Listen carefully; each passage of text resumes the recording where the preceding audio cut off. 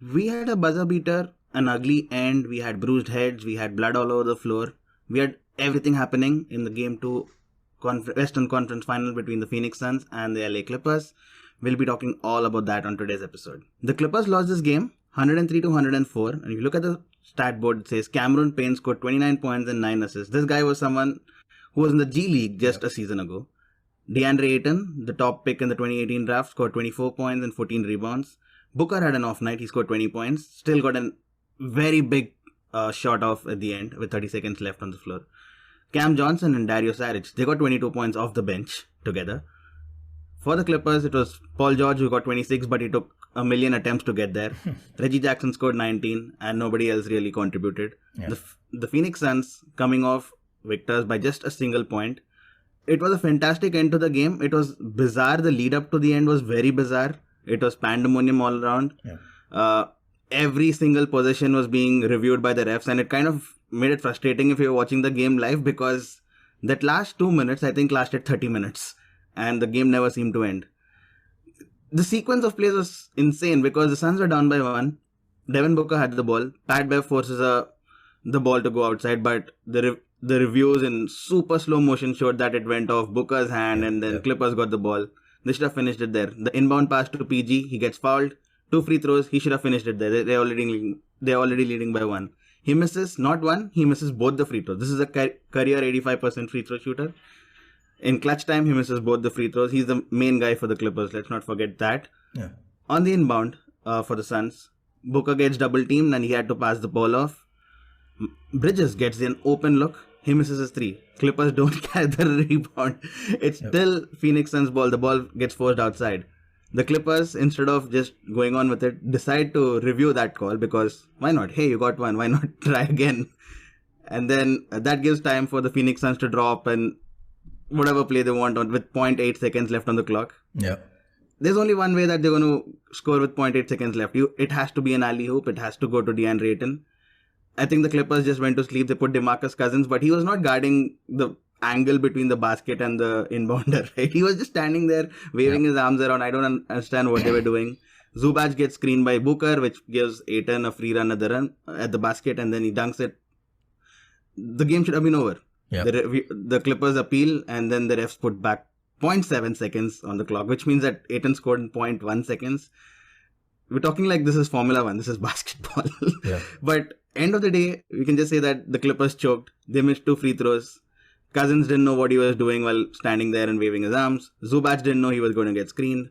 Ty Lue shouldn't have taken that appeal, which meant that Phoenix Suns got a chance to draw their entire play with 0.7 seconds left, 0.8 seconds left, which means that the Clippers really choked. They had multiple opportunities to finish the game. The Suns came out victors, and hey, that's what you do when you're a conference finalist. You take every given opportunity. What a game, though. Cousins had played 3 minutes up until that point. 3 minutes in the entire game. And this is a guy who's missed like entire seasons with injury. Comes back. New team. He just moved here like a couple of months ago. He's played 3 minutes all game. And he was on 8. So I'm not surprised that he was caught snoozing a bit. 0.7 seconds on the clock. They need a shot to win. What do you think was going to happen? Like any team. We've seen this so many times before now. Dwight Howard's done it. Giannis has done it. Jokic did it, I think, last season or this season. Yep. At the buzzer. It's the only way you get a shot off that quick. Unless you know it's a 3-pointer, in which case you need a bigger miracle. It's the only way. 2 points to win, less than a second on the clock. That's the only thing any team's going to attempt. And who did they have on the floor at that time, right? They had Booker, they had Bridges, they had, I think Payne was on the floor. They had Crowder and they had Ayton. Yep. Crowder was throwing the inbound. The inbounder, yeah. Who do you think the alley-oop's going to on that squad? Like you thought, not Booker for sure, not Campaign for sure. Yeah, who do you think that alley-oop pass is going to go to? And that wasn't even if the Clippers paid any kind of attention, and I know they have the kind of coach that does. They've been doing it all game. Payne threw a lob to Ayton. Crowder threw the best lob of the match to Ayton in the first half. Yep. Where I was thinking, when did Ayton turn into AD? Where is all this aggression coming from? So they should have seen it coming. It was the only play that anyone could have run, and they still kind of slept, which is the story of this Clippers side. It is so frustrating to watch a team with this kind of talent. Yes, they didn't have Kawhi. We get it. Suns didn't have Chris Paul. He's been their engine all game. take Chris Paul out, this is Suns from last year, plus some evolution. So they have their own excuses and they stepped up. And their best player on the night, I know Ayton has the numbers, but that was Cameron Payne. He ran the show. He was the heart and soul of that team. And he was a G League guy last year. So what's your excuse, Clippers? It's so frustrating, all of the talent that they have. And you see them every game till halftime. They're just lazing their way through it. And somehow they're still in the game. They're down by 1, up by 1, something like that. And they're thinking, okay, we've got this. We'll just explode because we're the Clippers in the fourth quarter. You're the same Clippers that blew a 3-1 lead. You're the same Clippers that got bounced last year by a still up-and-coming Denver Nuggets. Same Clippers that got taken to 7 games by Luka with half a backbone injured and absolutely nobody else on that team. And then somehow you scrape through in the semis against Jazz who largely, well, they kind of screwed their own chances. And you're here. And yet you think, well, the Clippers are going to do this second half easy.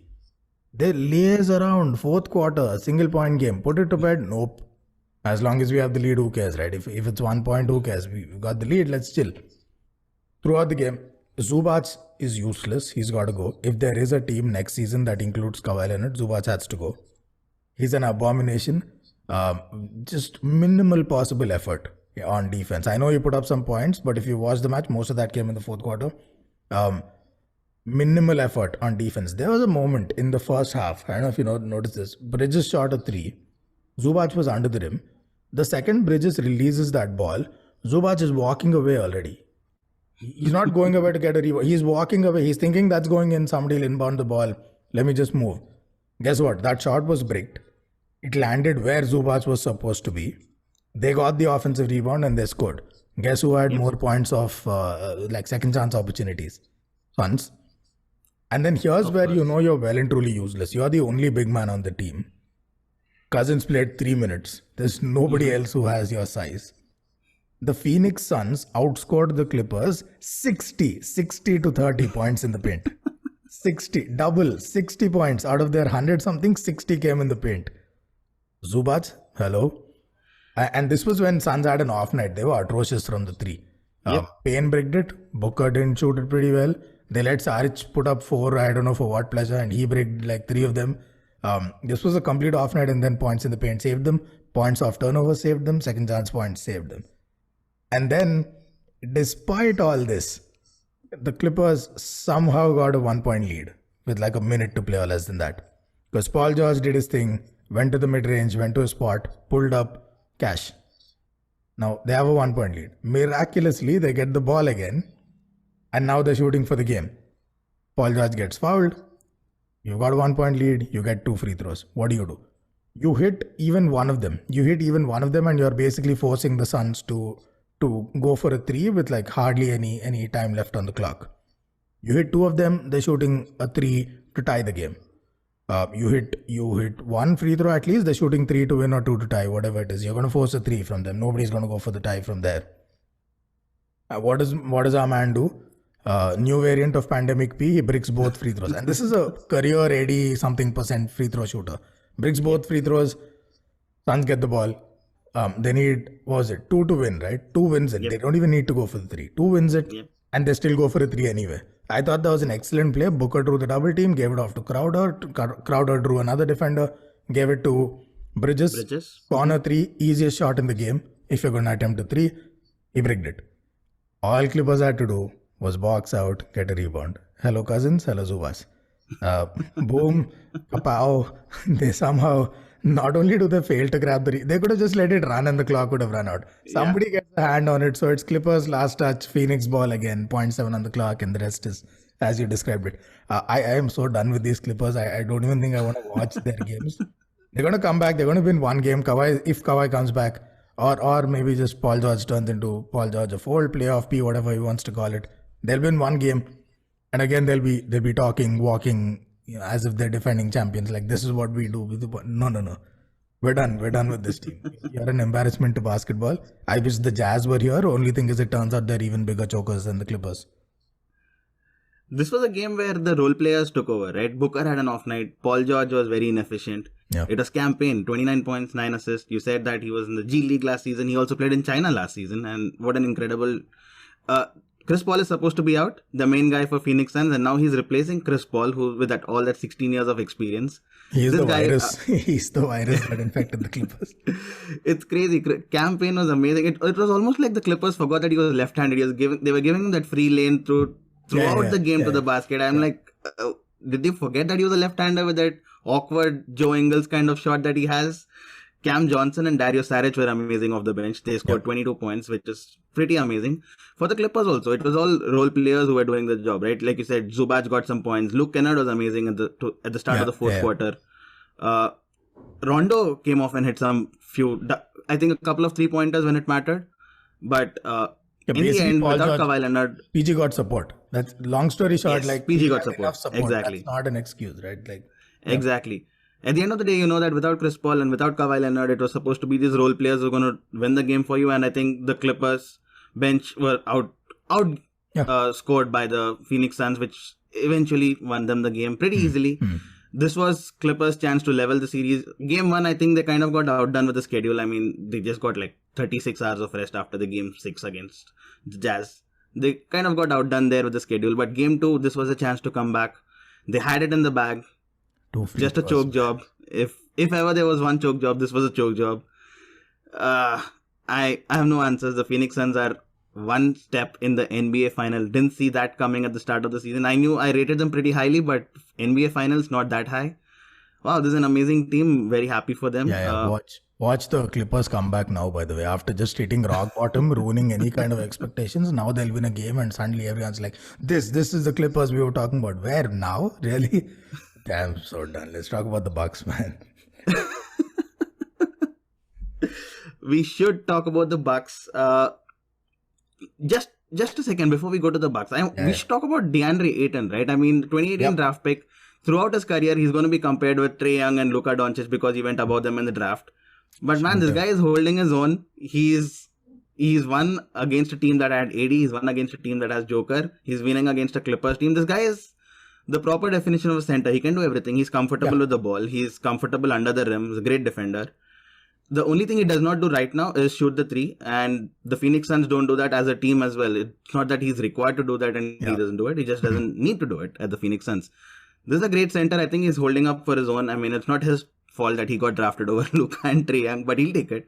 And he's holding up for his own. He's now almost into an NBA final before Luka Doncic got there and probably even before Trae Young will get there. Dude, if you do the draft again, would you take Ayton over Luka and Trae? No, of course not. Of course not. So I wouldn't take Ayton, but this guy seems to be a perfect third guy in the team, right? He's good. Yeah, I mean, if you are Luka Doncic, you'd probably have some ego clashes between Booker and Luka Doncic in that team, or where would Chris Paul fit in that team, right? But Ayton comes across as this nice guy who's very willing to be a third guy in the team. He has no qualms about Booker being the superstar in the team. No qualms about Chris Paul being in the team. He's a third guy. He's happy to do his role. And even in his post-match presser, if you look at him, he's always thanking his teammates. He's like, great play by the coach. I just did what the coach asked me to do. There's no self, what do you call it? It's not like the Clippers. It's like, okay, it's a team game and everyone contributed and it's not just me. And no, I mean, I'm sure Zubac would say the same thing if you ask him. It's just he doesn't get an opportunity to say it because he's not as good. I like Ayton. I think he's defense and offense, can't shoot the three. Kind of like Bam, can't defend like Bam, but I think he's very effective offensively. Different style, but just as effective as Bam offensively. So I think it's a good player in the making. I don't quite think he's a max contract guy, but I think he could definitely be he's right now the third best player on a championship squad. He could grow into maybe the second best player on a chip winning squad. And that's assuming these guys win the chip. I think we're getting ahead of ourselves. But great development. He took his own sweet time. It wasn't rushed. It wasn't quite... And that kind of further cements Trae Young and Luka Doncic's greatness because they exploded from day one. It was clear how good they were. Ayton took a little while to settle into that role, to understand the low post game, to understand how to be a true big in today's game, especially when the game shifts to the perimeter. I think he's in the right spot too. Teams like Phoenix, teams like the Lakers, the West has a couple of these teams where they don't depend on the three shot as much. And so you can kind of make your place as a traditional big man there. Versus like you could talk of a bunch of teams out east where the three ball is heavy in their offensive game plan. And so a non stretch big would be a problem, right? So I think he's in the right place to grow. I can't wait to see what else he throws at us. Yep. Do you think the Clippers have any chance of coming back? They've already gone 2-0 down twice this season. They've come back and won both those series. They've lost both these games by an aggregate of 7. 6 in the first game, 1 in this game. So it's not like they've been getting blown out. It's still close. Both the games, the results could have gone either way. Do you think the Clippers still have a chance? Can they come back? I mean, they always have a chance, but this isn't really the kind of championship team you want. If they come back from this, do you really want this haphazard, we'll only play when our ass is on fire championship team? Can they come back? Yes. Should they come back? I hope not. I hope for the game in general, teams like this, just like the universe won't make sense to me if the Clippers prevail. I think the Suns deserve their reward, and I think, you know what, I think they're good enough to close this out with or without Chris Paul, who will be back in a game or two. So these were actually the Clippers' best chance to take them down. They let them thrive. The longer this series goes on, the stronger Booker gets, because the more time he has to pick you apart, he will pick you apart offensively. Which means if Kawhi doesn't come back, Paul George will have a bit too much on his hands. Once Booker gets settled in and once Chris Paul starts exploiting all of those gaps. Chris Paul on that floor, like Campaign did a great job, but Chris Paul on that floor, he's absolutely going to exploit Zubac in the low post. He's going to exploit Cousins every time he's on the floor. He's going to exploit pulling Kennard into the low post, creating a mismatch, Crowder, whoever, and all of these problems, which pretty much Rondo's the only guy that has the brain to counter these, but he doesn't seem to be the Rondo of last season. So highly unlikely. Can they come back? Yes. Mathematically, yes, but highly unlikely. All right. We also have the other Eastern Conference final out today. Game 1 between the Atlanta Hawks and the Milwaukee Bucks. Milwaukee Bucks should start as overwhelming favorites, don't they? Yeah. I mean, Giannis, Middleton, Jrue Holiday, Brook Lopez, that's a hell of a team. You're going up against the Atlanta Hawks, who are not supposed to be here, but they are here, miraculously. Yeah. And well on their credit as well. I mean, well on their merit as well. So, how do you think this game is going to go? Trae Young versus Giannis? Which side is this going to swing? It'll boil down to that battle of the perimeter battle between Trae Young and Jrue Holiday. Jrue Holiday was abysmally poor for his high standards in the playoffs against the Nets. Both ends of the floor. Defensively, he can still step up. Because that's what I love about defense, right? It's not that dependent on form. Your shot may go, but defense is fundamentals. You'll still be very effective. Take Ben Simmons, for example. He was atrocious on offense, but he was still a world-class defender. Right. So they need that Jrue Holiday on Trae Young, that decides the series. Because that's where it all starts. Now, the other guys, Huerta, etc., Middleton can do that.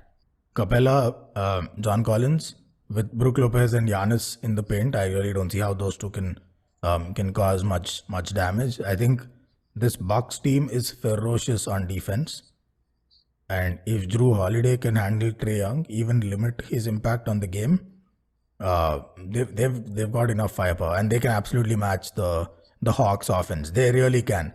Against the Nets, it felt like it was out of sorts from time to time, their offense. But otherwise, Jrue, Middleton, Giannis, Brook Lopez playing that stretch 5 role, Connaughton coming up big from 3. They've got the people. They've got their corner 3 specialist in PJ Tucker. PJ Tucker. The corner 3 is PJ Tucker, man. Like every year, you put that heat map of players and their spots, and that corner 3 is always. It's on fire. So they've got the firepower to match the Hawks offense. And God knows they've got enough injury and they've learned from a lot of failures. So they've got that. It feels like they've paid their dues. It remains to be seen what that 7-game series took out of them. But the Bucks, incredibly, are one of those few sides that have had almost no injury concerns throughout. Right. They've been fit. They've been resilient. They dug it out against the Nets. Very impressive. They're absolute favorites. Yeah, they should start as favorites, considering that they're also 13-0 in their last 13 home games. The Atlanta Hawks must have a little bit of fatigue after that grueling 7-game series against the Sixers. The Bucks did too. The Bucks did go the length as well, but they had an extra day off. So I think probably that all that given, I think the Bucks start off as favorites. This should be a comfortable game 1, in my opinion. The series will be close. It'll be it'll be heated. Trae Young is not going to back down without a fight. So it'll be a fun few days to watch out this series. I think it's a 6-game series. It has all the makings of a 6-game series, but Bucks in 6 for me and Phoenix in 6. So let's go. That's my first prediction of the finals round. I agree. I think the Phoenix in 5 wouldn't surprise me. The Bucks in 5 wouldn't surprise me. But I'll stick with 6 and make it a safe prediction. But nice catching up with you. That's all we have on today's episode, and I'll see you later. Peace.